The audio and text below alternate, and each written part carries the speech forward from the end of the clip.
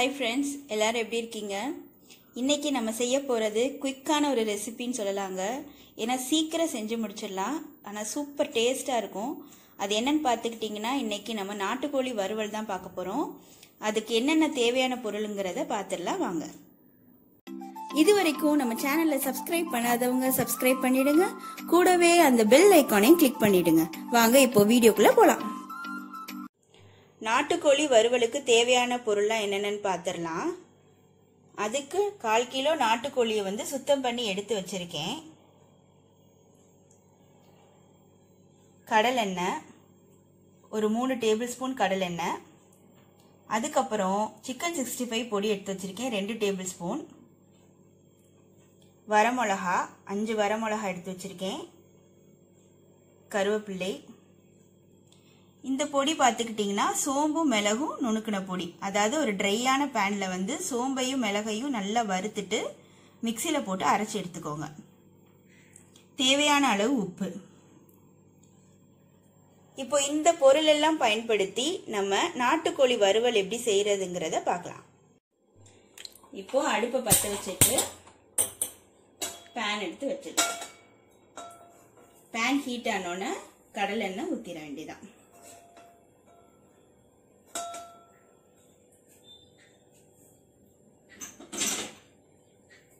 எடுத்து வச்சிருந்தோம் இல்லையா கடலெண்ணெய், அதை ஊற்றிடுங்க.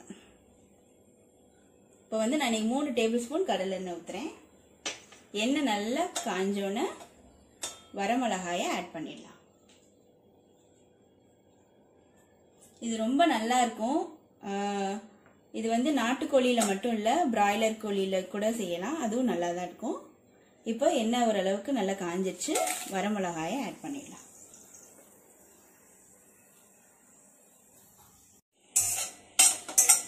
நல்லா பொரியட்டும். வரமிளகா பொரிஞ்சதுக்கு அப்புறம் கறியை ஆட் பண்ணிட வேண்டியதான். இப்போ கறியெல்லாம் சேர்த்து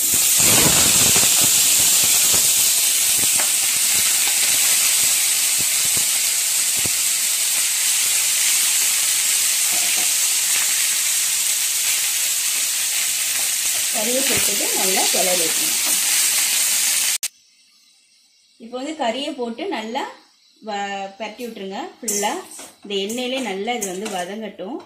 அது வதங்குறதுக்காண்டி ஒரு மூடியை போட்டு நல்லா மூடிடுங்க. இது ஒரு 3 நிமிஷம் நல்லா வதங்கட்டும். இப்போ ஒரு 3 நிமிஷம் ஆச்சு, மூடி போட்டு மூடி. ஸோ பாருங்க, நல்லா ஓரளவுக்கு வெந்துருச்சு. தண்ணி ஆட் பண்ணல, அதில் உள்ள தண்ணியே வந்து நல்லா வந்து வெந்துருச்சு. கறியில் உள்ள தண்ணியே வெளியில் வந்து நல்லா வெந்துருச்சு. இதை நல்லா மிக்ஸ் பண்ணிக்கோங்க. இப்போ தேவையான அளவு உப்பு போட்டுக்கலாம். உப்பு போட்டுட்டு நல்லா கிளறி விட்டுருங்க.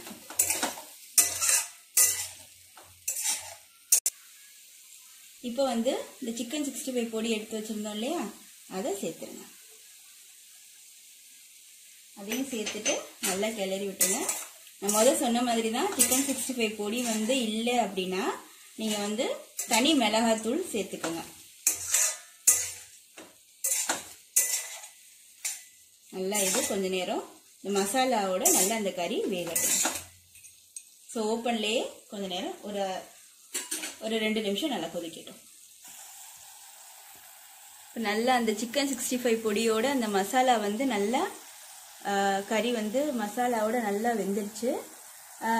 கூடுமான வரையும் சின்ன சின்னதாக ஆக்கிக்கோங்க. பீஸ் வந்து சிக்கனோட பீஸ் வந்து சின்ன சின்னதாக எடுத்துக்கோங்க, அப்போ தான் சீக்கிரம் வேகும். இன்னொன்று என்னென்னா சாப்பிட்றதுக்கும் நல்லா இருக்கும் சின்ன பீஸாக இருந்ததுன்னா.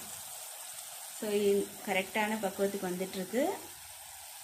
இப்போ நம்ம அடுத்தது வந்து கருவேப்பிலை சேர்த்துட வேண்டியதுதான். இப்போ கருவேப்பிலையை சேர்த்துடலாம். கருவேப்பிலையும் நல்லா இந்த எண்ணெயோட நல்லா வதங்கிட்டோம். காரம் வந்து உங்கள் விருப்பத்துக்கு ஏற்ற மாதிரி தாங்க. உங்களுக்கு இன்னும் ஸ்பைசியாக வேணும் அப்படின்னா இன்னும் கூட தூள் ஆட் பண்ணிக்கோங்க, மிளகாத்தூள், சிக்கன் 65 தூள். இன்னொன்று என்னென்னா, நம்ம மிளகும் சோம்பும் நுணுக்கி போட போகிறோம் இல்லையா, ஸோ அந்த மிளகுல உள்ள காரமும் இதில் இருக்கும். அதனால் பார்த்துக்கோங்க எவ்வளோன்னு. ஸோ இன்னும் கொஞ்சம் இது ட்ரை ஆனதுக்கு அப்புறம் தான் நம்ம அந்த நுணுக்கி வச்சிருக்கிற மிளகு சோம்பு தூளை வந்து சேர்க்க போறோம்.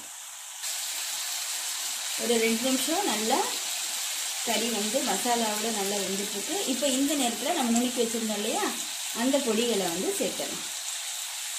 சேர்த்துட்டு இதையும் நல்லா கிளறி விட்டுருங்க.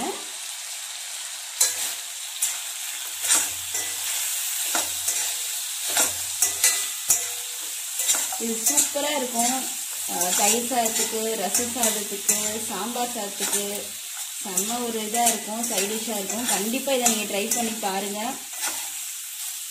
ட்ரை பண்ணி பார்த்துட்டு எப்படி இருந்துச்சுன்னு சொல்ல மறந்துடாதீங்க.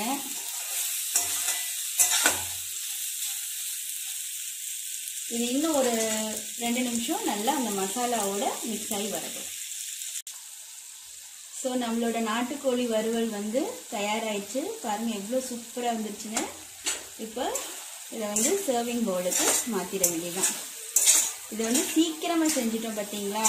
இது வந்து ஈஸியாகவும் இருக்கும், அதே சமயத்தில் ரொம்ப டேஸ்ட்டாகவும் இருக்கும். கண்டிப்பாக இதை நீங்கள் ட்ரை பண்ணி பாருங்கள். சர்விங் பவுல் மாற்றிட்டு நான் உங்களுக்கு காட்டுறேன். பாருங்கள் ஃப்ரெண்ட்ஸ், நம்மளோட சுவையான நாட்டுக்கோழி வறுவல் ரெடி ஆயிடுச்சு. கண்டிப்பாக இதை நீங்கள் ட்ரை பண்ணி பார்த்துட்டு எப்படி இருந்துச்சுன்னு சொல்லுங்கள்.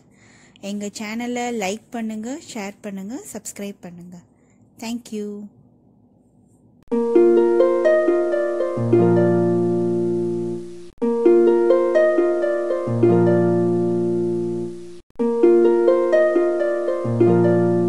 இதுவரைக்கும் நம்ம சேனலை சப்ஸ்கிரைப் பண்ணாதவங்க சப்ஸ்கிரைப் பண்ணிடுங்க. கூடவே அந்த பெல் ஐக்கானையும் கிளிக் பண்ணிடுங்க.